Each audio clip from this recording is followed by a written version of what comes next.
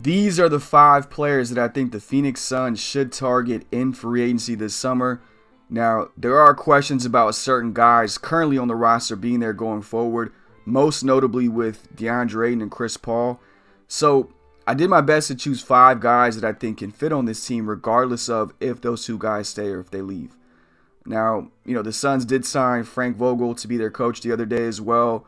A guy that's known for being a great defensive mind and building great defensive teams. So I think, the priority is to find guys who can thrive in his schemes.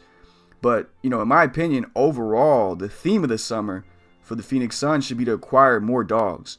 Not only do you want to find skillful players that, fit schemes, that can fit around a KD and Book core, but we need more guys that bring a competitive edge to the game. Losing by 40 in pivotal playoff games will never happen again if they build an identity around being a tenacious and ferocious group. So the first guy that I have on this list is Naz Reid. Naz is a guy I would love to see on the Phoenix Suns.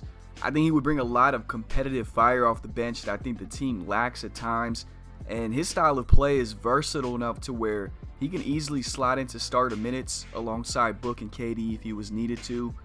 And Naz is not your everyday big because he does so much more than the position defines. He can play in the post, stretch the floor, and he also has the capability to create his own shot off the dribble. They call him Big Jelly, and if you look at the way he approaches the game, he really plays more like a guard than a big man. But because of his size and his frame, he can match up with some of the best centers in the league and battle with those guys on both ends of the floor. And going along with the theme that I said before, Naz Reid is an absolute dog. He'd be a really big addition to the Phoenix Suns. The second guy that I have on this list is Jeff Green. When it comes to role players, I feel like we always tend to underappreciate the value that a really good role player brings on a championship level club. And Jeff Green to me has been the epitome of a quality role player almost his whole career. Every team that's honest about contending has a Jeff Green type on their team. Iguodala with Golden State, Horford with the Celtics, Kevin Love with the Miami Heat, and the list goes on. Sometimes these guys don't even have to play regular minutes to have presence on a team. And Jeff Green is on year 14 now in the league. He's one of the few left from that infamous 2007 draft class, so there's the obvious connection here with KD. And I really hope the Suns find a way to acquire Jeff Green. I hope he doesn't retire because I think they could benefit heavily from a true veteran like himself and a guy that can provide a mentor presence in the locker room. The third guy that I have on this list is Shake Milton. Shake shined last season when he was asked to play more minutes in a larger role. He had an 8-game run last year when the team was without James Harden, where he averaged 21 points per game, 5 rebounds a game, 6 assists per game, shot 55% from the field and 45% from 3. That was a hell of a run, and a few of those games they were also without Embiid, and we saw Shake Milton put up some damn near triple-double performances in that small sample size. He was always a skilled hooper with great size at the point guard position, but really struggled to find minutes with Doc the last few years in Philly. I think he deserves to be a consistent rotational piece, maybe even a starter, a borderline starter, and I think Phoenix would be a nice landing spot for him. The fourth guy that I have on this list is Patrick Beverly. Patrick Beverly is a love him or hate him type of player, and I'm more in the camp of loving what he brings to a team.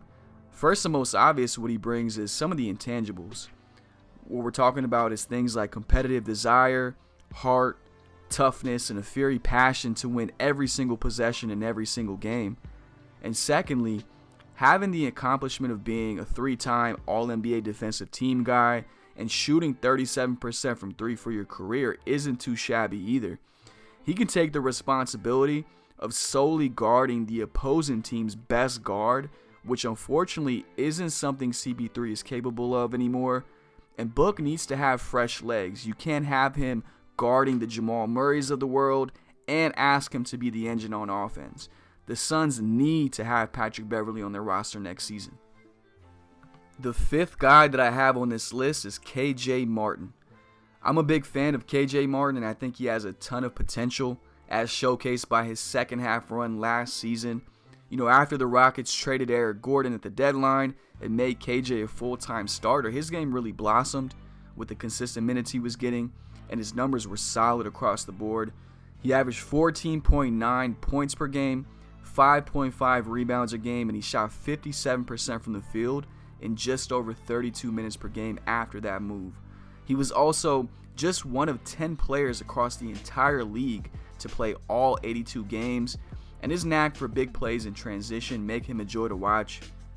This is going to be a long shot signing because ultimately his future will be decided with the Rockets, but there were rumors that he was available last summer, and I think the Suns should jump on the opportunity to get him if they can. Those are the 5 players that I have in mind. Let me know if you agree, if you disagree, anything you would do different, and appreciate you watching the video.